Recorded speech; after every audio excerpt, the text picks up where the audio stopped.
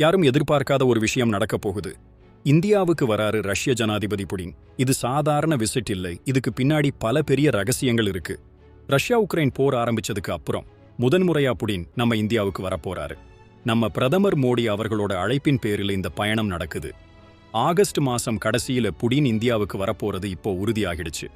இந்த சந்திப்புல பாதுகாப்பு, எரிசக்தி, வர்த்தகம்னு பல முக்கிய விஷயங்கள் பத்தி பேச போறாங்க. குறிப்பா 2030க்குள்ள 100 பில்லியன் வர்த்தக இலக்கை அடையிறது தான் இவங்களோட பெரிய பிளான்.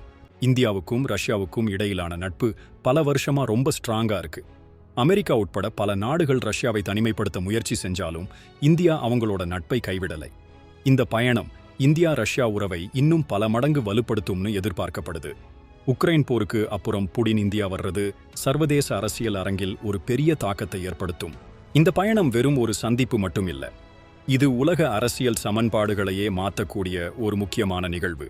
இந்த விசிட் இந்தியாவுக்கு எந்த வகையில நல்லது பண்ணுன்னு நீங்க நினைக்கிறீங்க? கமெண்ட்ஸ்ல சொல்லுங்க.